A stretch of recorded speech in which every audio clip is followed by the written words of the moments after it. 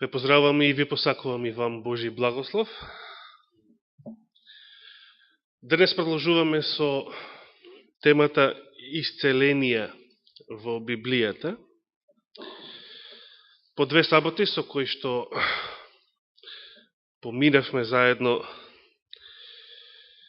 во проучување на записот, библискиот и историски запис во врска со мајката на еден од најславните пророци во Стариот Завет, Ана, и како Господ го исцелил нејзиниот проблем,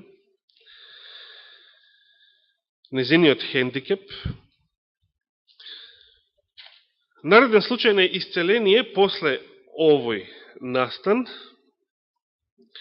а тој беше значи во првата Самуилова книга, првата глава, имаме дури во втората книга на Царевите. Патем да споменеме дека во првата книга на Царевите постојат некои записи во врска со болести. Например, по заповед Господова и според проклетството кое што било искажено преку неговиот слуга, била исушена раката на неверниот цар Јеровоам. И веднаш потоа на негова понизна молба, Господ преку пророкот ја исцелува. Меѓутоа, такви примери, рековме, нема да разгледуваме и нема што да се зборува многу за нив. Слично како она финта со Мојсеевата лепрозна рака, кога прво станала лепрозна, а потоа веднаш била исцелена, за да Мојсей добие знак од Господа. Понатаму имаме случај со пророкот Илија и вдовицата во Сарепта Сидонска, меѓутоа дали тук имаме случај на болест и исцеление? Не, тук имаме случај на смрт и воскресение. Дали смртта е болест? Вете, ова е битно да го знаеме во секоја прилика, затоа што тука се јавуваат некои проблеми, особено денес, затоа што модерната медицина денес, како и модерната биологија, на малку неприроден начин дефинира некои работи, само за да сето тоа има колку што е можно повеќе да се совпаѓа, да има некој смисол со теоријата на еволуцијата. Така денешна наука погрешно го дефинира поимот животински видови, например. Но, да не зборувам сега што значи тоа, исто така погрешно ја дефинира и болеста и смртта. Кога настапува смрт? Што е тоа клиничка смрт? Кога човекот навистина мртов? Кога не е мртов? Од која состојба може да се поврати? Тоа се сиви области, не дефинирани многу, или различно дефинирани во денешната наука. Меѓутоа, една работа треба да разбереме. Има вслушнато една мисла од еден пријател на татко ми, поточно, кој што почина веќе далечната 96-та година.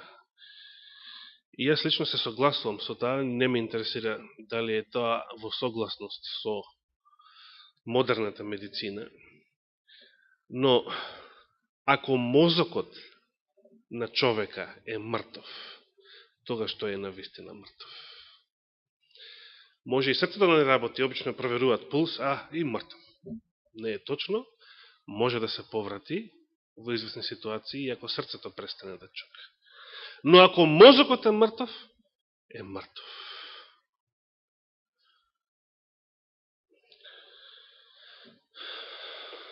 Слушнав деновиве една немила, се разбира, информација за некоја девојка, позната на овој комшијата Бреберов, што е тука, како 4 години е во кома, сообраќајна несреќа пред 4 години и 4 години сега во кома.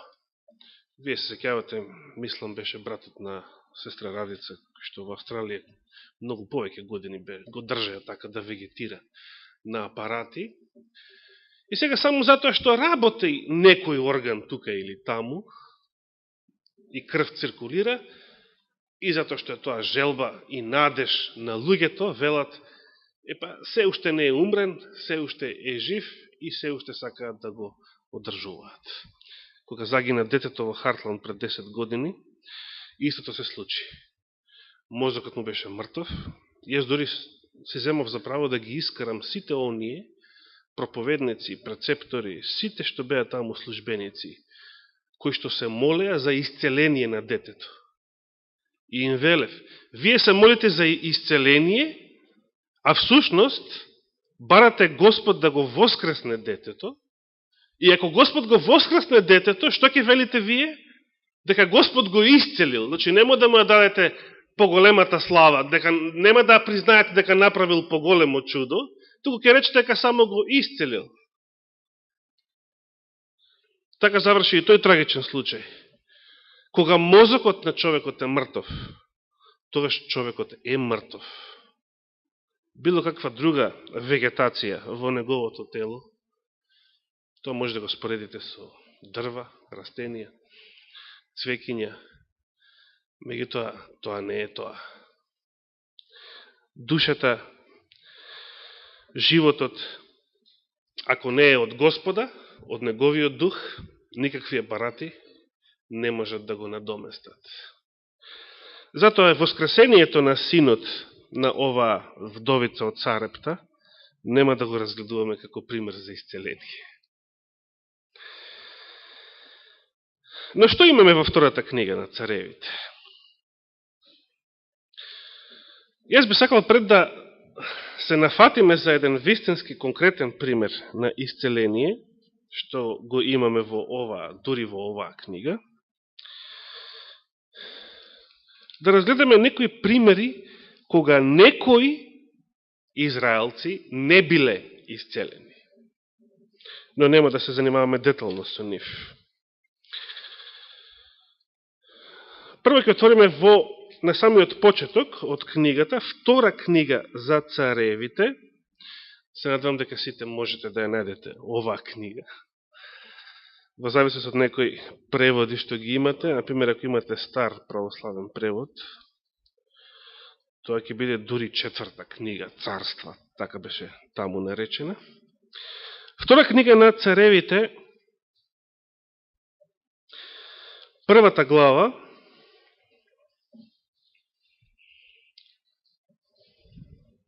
дали ја најдовме оваа книга, што мисли?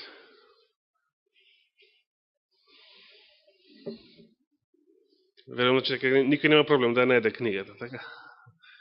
Втора книга за царевите. Добро. Да прочитаме еден интересен случај. Од првиот стих, првата глава на книгата, се вели: по смртта на Ахав, Моав се побуни против Израел. А Охозија, тој царот на Северното царство, наследник на Ахав, а Охозија падна низ прозорецот на горната соба од својот дворец во Самарија и тешко се повреди. Значи има случај за физичка повреда. Болест како последица на физичка повреда. Но сега како реагира овој израелски цар? Па испрати гласници и им рече: одете, прашајте го Веелзевул, божеството на Акарон, или екронското божество, ќе оздравам ли јас од оваа повреда? Многу интересно. Се сеќавате како гласеше српскиот превод, кога се споменува Веелзевул во Светото писмо? Да. Така е во оригиналот. Паганските идоли се наречени гадови. Сите идоли во овој свет се гадови. Не ме гали дали ќе повредам случајно нечи идол или нечи чувства, ја верувам дека тука нема такви.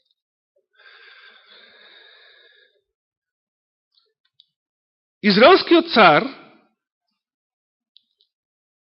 испраќа гласници да го прашаат Велзевул, гадот акаронски.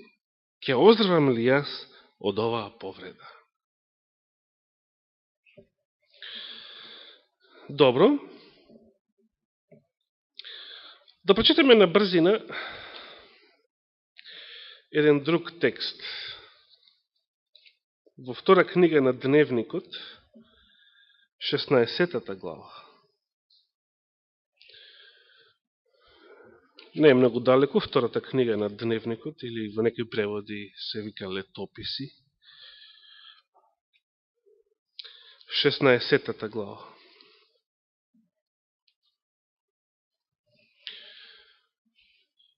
Дали не достава оваа глава? Втора Дневникот, 16-та глава. Ке прочитаме 12-тиот стих. На 39-та година од царувањето свое, Аса, овој јудиниот цар, или на Јужното царство, се разболе во нозете. Каква е ова болест, можеме да претпоставуваме.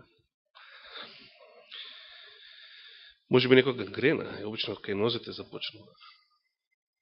Не знаеме, ништо по-детално не ни се кажува. И болеста негова се прошири до горните делови на телото.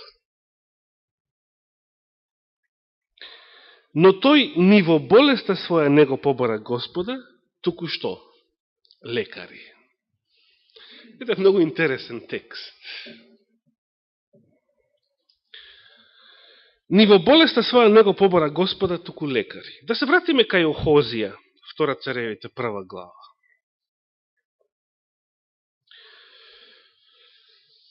Значи, кога овој испраќа гласници да го прашаат ѓаволот за информација, тогаш ангел Господов му каже на Илија, тесвитецот. Кој е овој Илија? Овој Илија е некој за кого во Македонија многу се зборува секоја година, а многу малку се знае. Кој бил тој? Ништо чудно. Изгина мојот народ, кажа Господ во Стариот Завет, затоа што е без знаење. За жал, еден куп христијански народи не се ништо подобри. Нивната религија се состои во беззначајни форми, а во суштина обожуваат идоли, значи гадовите на овој свет.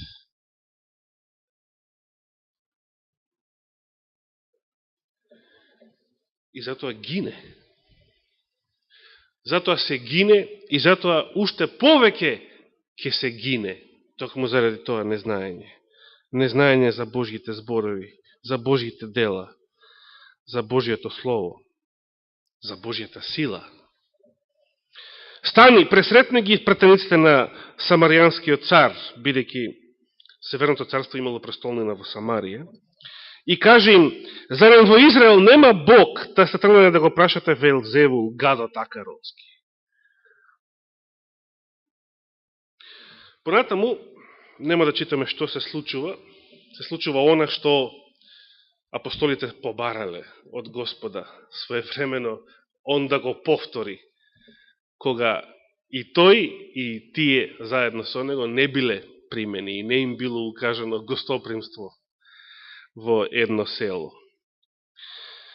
Повторно во северниот дел на Израел. Но Господ тогаш не постапи така. Воопшто никогаш за време на својата мисија на земјата Господ не постапуваше така, не казнуваше, не убиваше, не погубуваше, туку само исцелуваше и спасуваше. Зошто? Дали затоа што Господ никогаш не убива, никогаш не казнува, никогаш не погубува? Се разбира, не.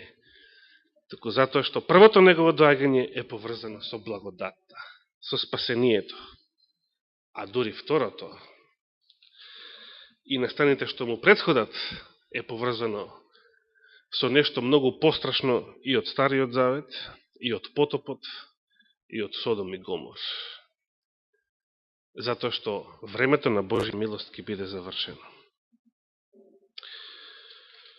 Духот на пророштво вели, и јас почесто ќе ја цитирам ова негова изјава, постојат многу начини на кои што се практикува уметноста на исцелението, буквално. Или би може да речеме вештината на исцелението. Но постои само еден кој што небото го одобрува. Согласувате? Да повторам. Постојат многу начини на кои што се практикува уметноста на исцелението. Но само еден кој што небото го одобрува. Кои се тие многу начини? Гледаме во случајот на царот Охозија, тој директно се обраќа на бајачи, гатачи или на нешто пострашно. На лажни пророци, пагански жреци, свештеници, медиуми, како би ги нарекле денес, спиритисти. Нешто што е денес многу актуелно. Дури денес е поактуелно отколку во минатиот век. И денес еден куп председатели, политичари, премиери, меѓу другите, кого имаат за своји советници? Па дури за своји најважни советници. Ги имаат слугите на Велзевул.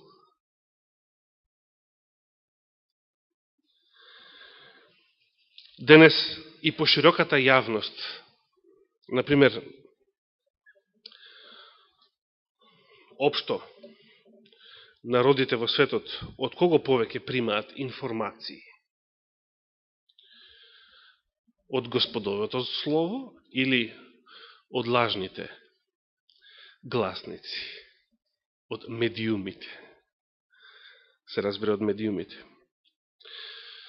Еден наш пријател своевремено рече дека BBC е кратенка за не за британско, туку за Велзевул. Beelzebub Broadcasting Corporation. Што е сосема точно. Но не е тоа случај само со BBC.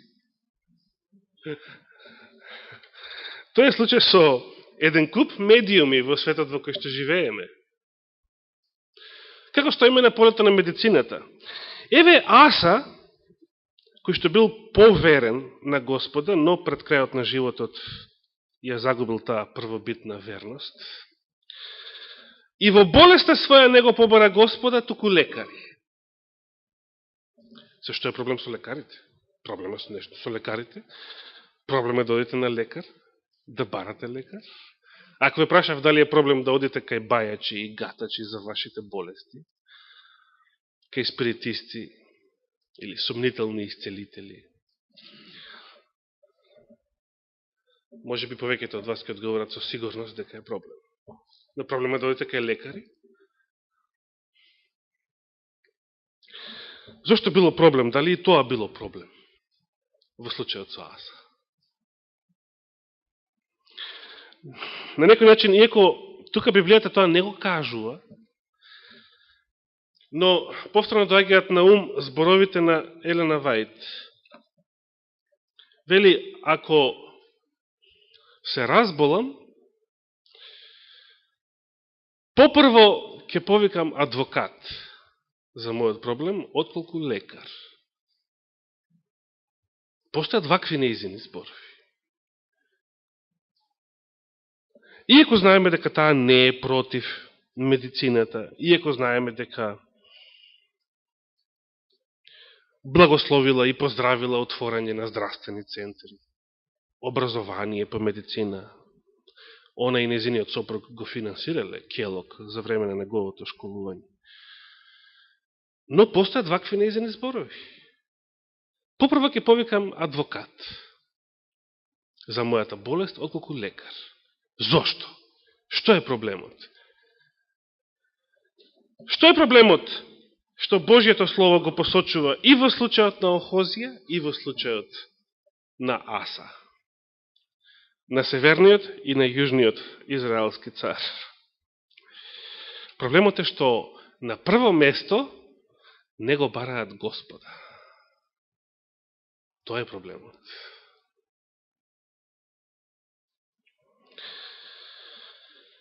Знаете како на руски се вика лекар?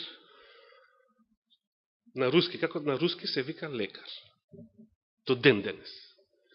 И ден денес така се вика. Данило е најблиску. На руски и ден денес лекар се вика врач. Може би звучи свешно, меѓутоа е вистинито. Много интересно, русите никогаш не го промениле овој назив. И е многу повеќе го сакам овој назив. Многу повеќе би почитувал некој кој што ќе се представи како врач. Себе си ќе се представи како врач. Например, некои тие индијанските шамани, таму кои што наводно се уште постојат во Америка. Отколку некој кој што ќе се представи како професор, доктор, примариус, дрмар и уште цела редица точки, букви, запирки и така натаму. Знаете ли зошто? Затоа што овој последниот е надуен со гордост и мисли дека тој ве лекува. Врачот не мисли дека тој ве лекува. Знаете што значи зборот врач пак? Од кој корен тоа потекнува? Врач, вражање, од што потекнува тоа? Од која именка потекнува врач? Од враг. А знаете што е враг? Враг е словенското име за ѓаволот. Е сега, колку е далеку денешниот доктор по медицина од врачот? Како што денешните политичари не се многу далеку од Охозија, кој што им барал совети од Велзевул, од бајачи и вражачи, така и денешната медицина не е многу далеку од врагот. Знаете зашто? Па знаете, се разбира. Денешната медицина за скоро секој проблем што постои ќе ви понуди лек кој што доаѓа од каде? Споменав мејатата сабота, доаѓа од фармацевскиот капитал. Фармацевскиот капитал нема интерес да ве излечи од болест. Зошто нема интерес, бидејќи ако сте исцелени, здрави, повеќе не сте, не можете да бидете негови клиенти, негови муштери. Исто така фармацевскиот капитал, да повторам, нема интерес да умрете веднаш. Зошто? Затоа што ако сте мртви, исто така не можете да бидете негови муштери, купувачи и така натаму. Тогаш зашто постојат лековите што ги произведува фармацијата? За да ве одржува колку што е можно подолгу во вашата болест, односно да бидете хроничен пациент. И што е можно подолго на тој начин да бидете негов муштерија. Сега, тоа секому му е јасно и никој нека не се лути, но тоа е факт и тоа е така. Што значи се зборот фармација, се сеќавате? Да повторим. буквално во превод отровница. Значи во аптека, и ден денес фармакион се вика во Грција аптека, ако отидете, значи купувате нешто што во Америка и ден денес го нарекуваат отрови. Дроги, поточно. Купувате дроги. Така го викаат. На што ве асоцира зборот отровница? На змија. Кој е старата змија во Библијата? Врагот. Еве зашто, кој е символ на денешна медицина и ден денес? Змијата. Еве зашто денешниот доктор по медицина не е далеку од индијанските врачеви, например. И зашто е многу точно што една, може ја слободно ке речам, најнапредната медицина во светот, руската, за нивниот лекар, и ден денес го има задржано зборот врач. Постојат многу начини на кои што се практикува уметноста на исцелението, но само еден кој што небото го одобрува. Зошто небото одобрува само еден начин, да се запрашаме? Затоа што сите други начини се сведуваат, и тие се сведуваат на само еден.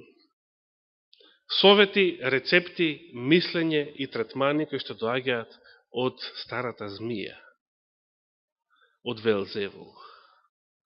Тие се сведуваат на едно. Значи, постојат само два начина, всушност. Како што постојат една вистина и 1000 лаги, и сите лаги се сведуваат на еден извор, значи постојат само две страни повторно. Постои господовиот начин на исцеление и постои змискиот начин на исцеление.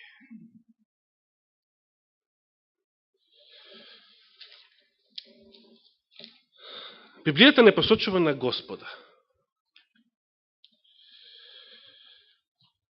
Зошто? Дали е грев да се оди на лекар? Видите, причината зашто Библијата не посочува на Господа е затоа што кога Господ исцелува, целосно, комплетно ќе бидете исцелени. А кога змијата ве лечи, ке речем, затоа што таа не исцелува. Значи што значи зборот исцеление? Од каде доаѓа зборот исцеление? Да станеш, исцело, целосно, комплетно здрав. А што значи комплетно? Не само телесно. Човекот од што се состои? Апостол Павле им вели на Солуњаните: и си од ваш дух, душа и тело. Господовото исцеление е комплетно, опфаќа се. Не може денешна медицина само сака да го лечи телото. Затоа таа го лечи, но никогаш ни него, ни телото, не го исцелува. Односно, не го прави комплетно здрав. Не може само телото да биде здраво. Ако сте болни и во умот, ако сте паднати и во духот, тоа влие и на телото.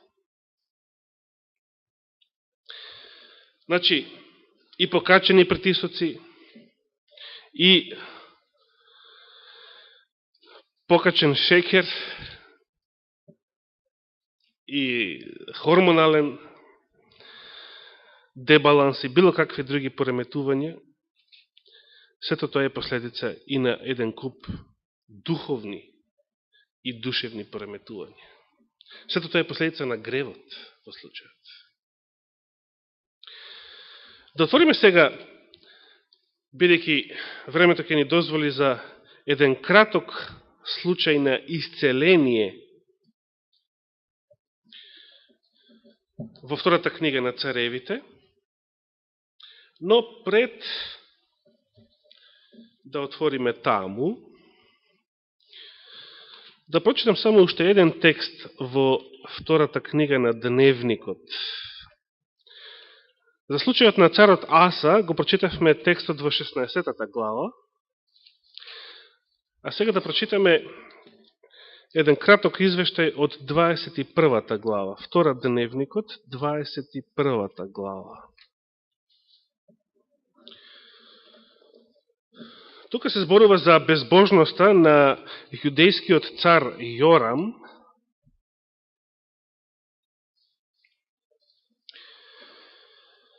и видите што се кажува тука. Од 12 стих читаме па подолу.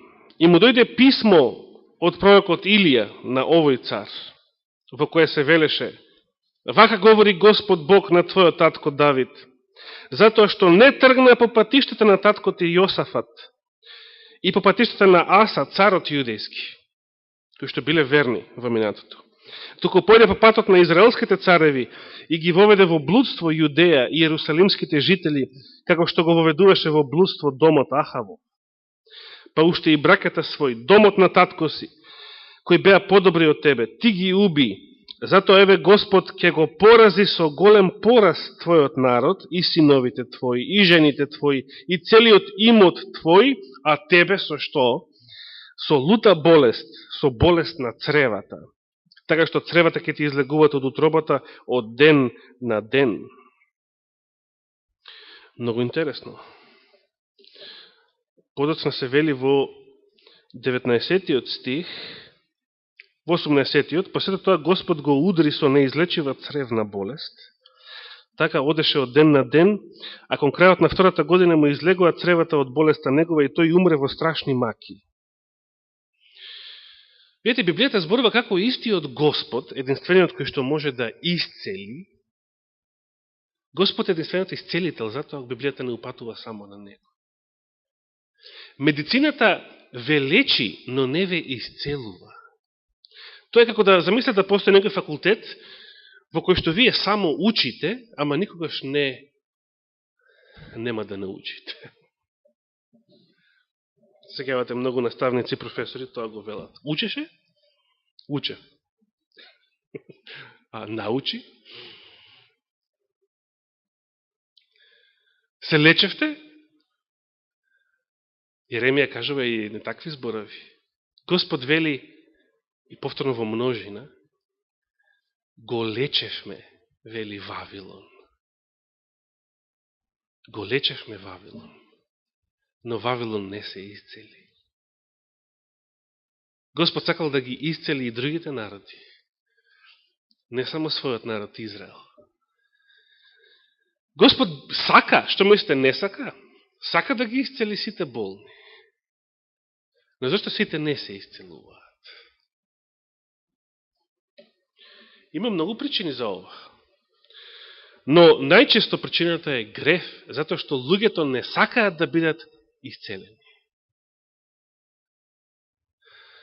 Се сеќавам на еден Јеховин сведок од Шутка, кога му велев, се жалеше кутриот на мигрена, на боли глава, на 31 година се жалеше од мигрена. А толку беше мераклија за свинско, не пропуштеше ден да зборува како, бидејќи служевме заедно, како како е мераклија за свинско, како откако станал Јеховин сведок може слободно да јаде свинско, бидејќи пред тоа бил муслиман, па не смел да јаде и така. Еднаш ми издодеа тоа неговото жалење за мигрената и му реков, абе ти не сакаш. Односно, вака му реков, ти сакаш да те боли глава. И мислам дека беше доволно паметен за да разбере на што алудирам, бидејќи доволно се познававме до тогаш. Луѓето не сакаат да бидат исцелени. Може би сакаат да бидат излечени делумно, значи да ги снема симптомите за некој моментален проблем кој што ги мачи, но не сакаат да бидат исцелени целосно. И дух, и душа, и тело. Сега се вратиме на Втора Царевите и ќе прочитаме за какво исцеление тука станува збор. Втора Царевите,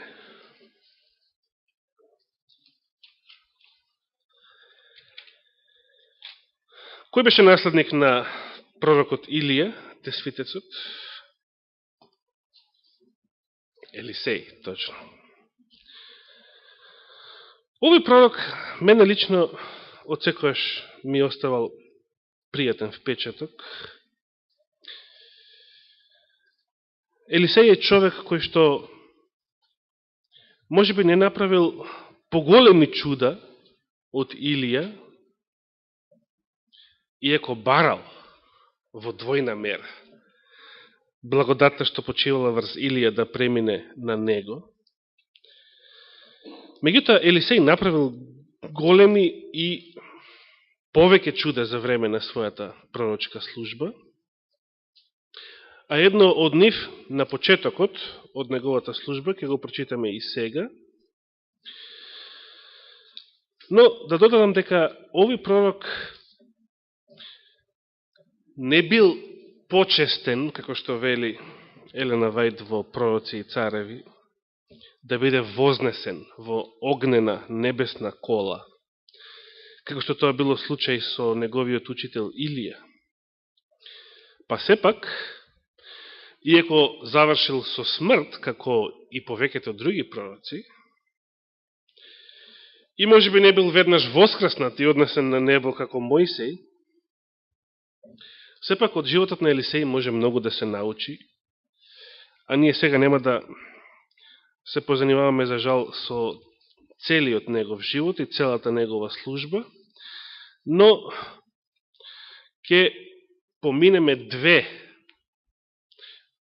прекрасни исцеленија кои што Господ ги направил преку него. Следното и најпознатото исцелението на сирскиот војсководец Неман ќе биде во, или Наман, ако отдаде Господ живот и здравие следната сабота.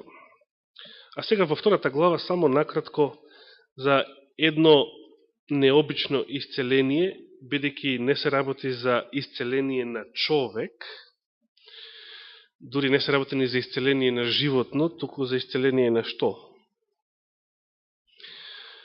За исцеление на вода, на извор.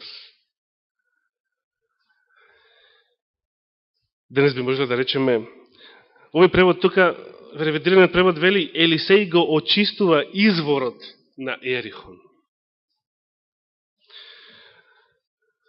Денес некој би рекол, Елисеј ја посветил водата во Ерихон.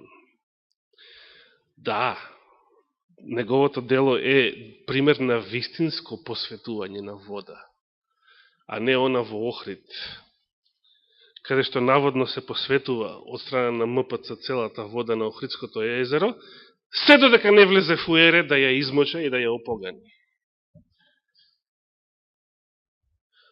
А ја не верувам дека била света ни пред неговото влегување. Знаете, фуере, и откако повеќе не е официјален представник на Европската Унија во Македонија, велат дека продолжува секоја година за водици да доаѓа на Охрид, омилен му е Охрид, за да го фаќа крстот. А бурето со вино, уште попогано. Бурето со вино да го фаќа, да.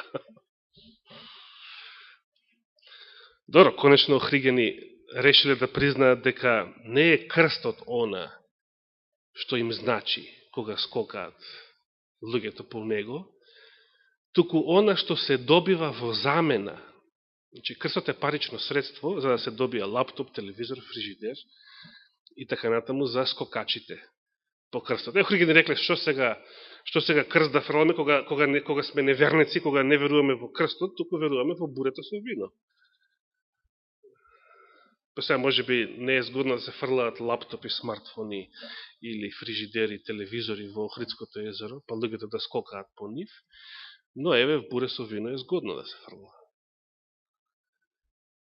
За жал, комично е. Мене и случајот на Охозија ми е комичен. Но поточно би бил комичен и едниот и другиот случај кога не би бил трагичен. Затоа нас ни се случува и ќе ни се случува и турци, и илириди, и еве сега најави за повторување на 2001 и така натаму. Зошто? Затоа што и нашиот народ е без знаење. Што вреди ако е библиски, а не ја познава Библијата. И Содом и Гомор се библиски места. Смешно е. Или поточно би било, кога не би било трагично. Тогаш жителите на градот му кажаа на Елисеј: ете како што гледаш, господаре, положбата на овој град е добра, но водата е лоша и земјата е бесплодна. Реков втората глава, втора Царевите, втора глава. Значи, после првата глава, каде што беше случајот со Охозија и неговата молба до Велзевул,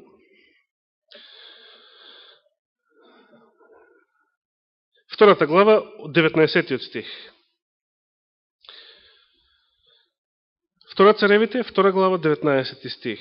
Тогаш жителите на градот му кажаа на Елисеј: ете како што гледаш, господаре, положбата на овој град, на кој град? На Ерихон, е добра, но водата е лоша и земјата е бесплодна. И се само ќе прочитаме како се случува ова оздравување или исцеление на водата и ќе поставам едно прашање на кое што би сакал да ми одговорите следната сабота, ако даде Господ живот и здравие. Како Елисеј го решава овој проблем? Никако, тој не го решава, Господ го решава. Но Господ го решава преку Елисеј. Првата лекција што треба да ја разбереме кога се работи за библиски исцелувања, поточно за Господови исцелувања, веќе Библијата само по себе не ви исцелува, е дека Господ работи посредно. Преку кого? Преку своите слуги. Преку своите слуги работи Господ. Значи, единствениот метод кој што небото го одобрува за исцелување е Господовиот. Некој ќе рече природните методи. Природни или надприродни не е битно, Господовите методи. Бидејќи не мора да се секогаш природни, може да се надприродни. Но, најчесто се природни, но само зашто се природни, не дека не се Господови. Луѓето се во заблуда кога мислат дека Божиот прст се гледа таму каде што има надприродно дело. Само тогаш. Не. Божиот прст во 99% случаи се гледа таму каде што се природните закони и природните дела на исцелување. А освен нив, во помал број случаеви, и со надприродните дела. Важно, и во едниот и во другиот случај Господ исцелува. Но Господ исцелува преку своите слуги.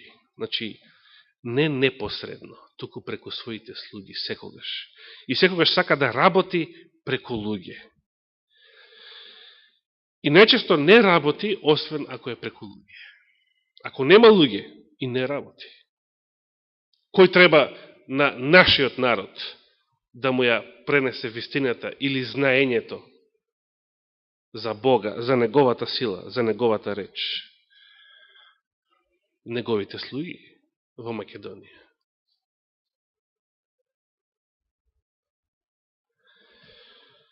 Елисеј вели: дајте ми нова чаша и турете во неја сол. И му дадоа. Тој отиде кај изворот на водата, ја фрли во неја солта и рече: вака вели Господ, че ја се гледа кој исцелува, јас ја оздравувам оваа вода и во иднина нема да доаѓа од неја ниту смрт, ниту бесплодност. И 22 стих вели: и водата остана здрава до денес, според зборот што го кажа Елисеј. Ова е прв пример во Библијата, каде што во случајот на исцеление гледаме употреба на некое средство. Подоцна ќе видиме смокви во случајот со царот Езекија, Исус кал на слепородениот. Не е само збор, туку некогаш Господ користи средства, некои материјални средства. Се поставува прашање: каква врска имаат новата чаша и солта со оздравувањето на водата? Тоа е прашањето за кое што сакам да размислувате. И ако даде Господ живот и здравие, ќе го одговориме следната сабота. Нека му е фала и слава. Амин.